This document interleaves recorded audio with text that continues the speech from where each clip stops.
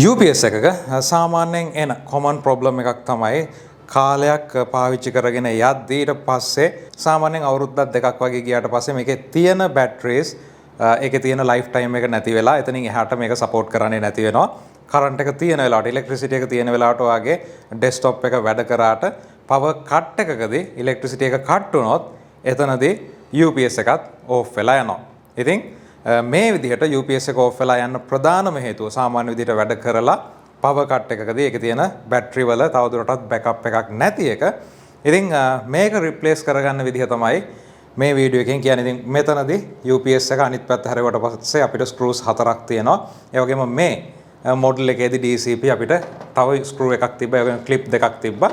මේක අයින් කරගත්තට පස්සේ අපිට බලා ගන්න පුළුවන් මේකේ circuit එක තියෙනවා. ඒ වගේම batteries දෙකක් තියෙනවා.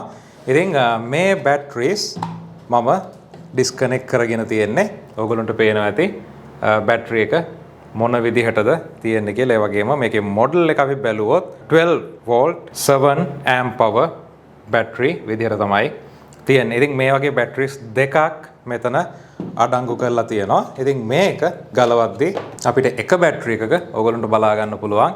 battery එකේ මේ ඔයගොල්ලන්ට පේනවා යම් කිසි effect එකක් ඇවිල්ලා තියෙනවා කාලෙත් එක්ක battery එක අවුල් ගිහිල්ලා.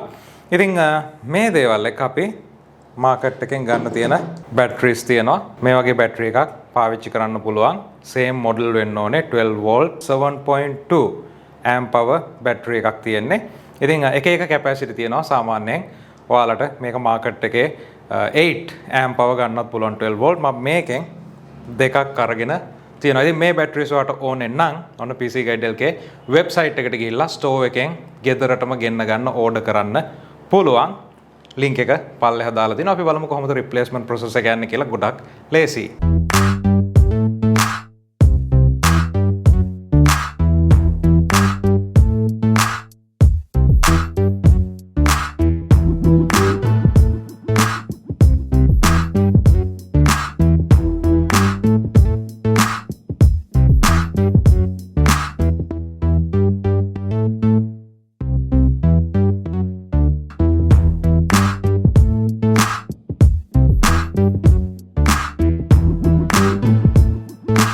ඉතින් ඔයගොල්ලෝ දැක්කා අපි බැටරි දෙක ඉන්ස්ටෝල් කරගත්තා. හැබැයි කනෙක්ටර්ස් වලදී පොඩ්ඩක් විතර මේක පරිස්සමෙන් සිද්ධ කරන්න ඕනේ. මොකද බැටරි එකේ charge එකක් තියෙනවා නම් එතනදී ඒක කනෙක්ට් කරගන්න එක සාමාන්‍යයෙන් අපිට ටච් එකක් ආවොත් එහෙම ලොකු ප්‍රශ්නයක් වෙන්න පුළුවන්. ඒ නිසා ගොඩක්ම මේ කරනවා වගේ නෙවෙයි ආරක්ෂිතව මේක සිද්ධ කරන්න. එහෙම නැත්නම් වඩාත් සුදුසු කෙනෙක් හරහා shop එකක් කරහා මේක කරගන්නවා නම් වඩාත් හොඳයි.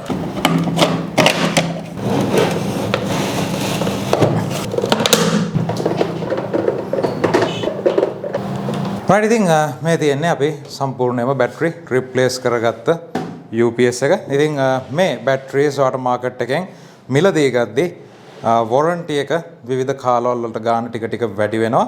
ඉතින් සාමාන්‍යයෙන් මාස 3ක වගේ warranty එකක් මම හිතන්නේ හොඳටම ඇති.